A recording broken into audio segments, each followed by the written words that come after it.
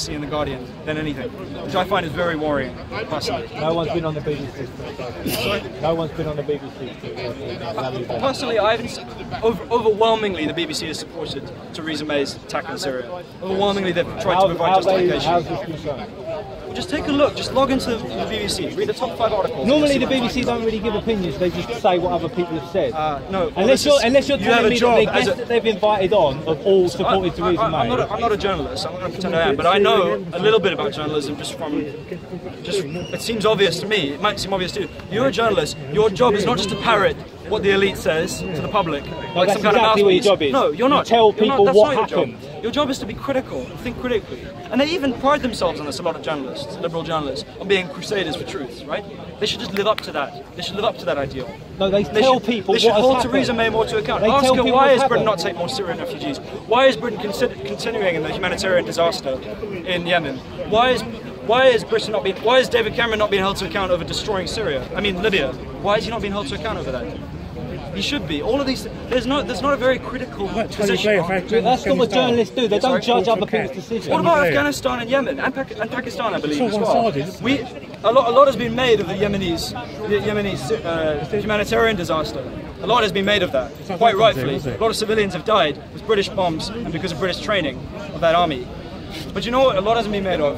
Since 2007, the British government has had drones operating from Menwith Hill in Yorkshire, attacking sites in Yemen, in Pakistan and in Afghanistan since 2007. That is illegal as well. You're not allowed to just go in and intervene in a country like that and bomb. So you're not even allowed to bomb terrorists without a specific mandate from either the UN or a justification of self-defense, which we don't have. Right? Now, Tony Blair tried desperately to fabricate evidence over the Iraq threat, that Saddam Hussein was a threat, when he wasn't. Clearly wasn't a threat. He tried to fabricate that, and now he's been called out for that. A lot of people can see that he was lying. There's a lot of distrust of him. The same hasn't been said of Theresa May. No one, I haven't heard anyone on the BBC say, wait a second, she's seriously saying that she has a legal justification for this. Now, Corbyn is wrong. It's not just legally questionable. He says it's legally questionable what she's doing. It's illegal. It's not only illegal, it's impractical. When you're a British government and you're violating international law like this, it doesn't make Britain look very good in the world's eyes. It doesn't make Britain seem like a very morally righteous country. Now, British people I think generally speaking, British people want to be seen that they're part of a country that obeys international law, that is trying to be peaceful and create peace, and is not willing to collaborate with Islamism, as in the case of Saudi Arabia. But most British people don't want that, as far as I know, the British people I've met. But yeah, Theresa May has utter contempt for that. I keep repeating the same thing because it's worth repeating.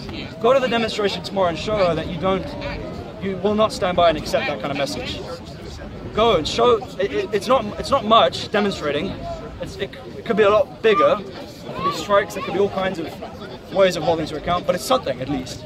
Stop the War Coalition, organise something. We should take advantage of that to the full. I think. You know, you really should be angry if you're British. If you're just any human being. We should have a decent respect for the opinions of the Middle Eastern people. Hardly anybody is asked about Syrian people, what they think of this. Hardly any. I don't know of anybody in the media who's asked what the Syrian people might think. Britain bombed. I don't know. I haven't seen it. There might be. There might be. No one can go over there. No one can go over there. No one can go over there. No one goes anywhere. No Western journalist goes anywhere near areas of Syria where this is all picking up. No, they don't. Reuters was pretty quick on the scene. On the scene. People can go. In the thick.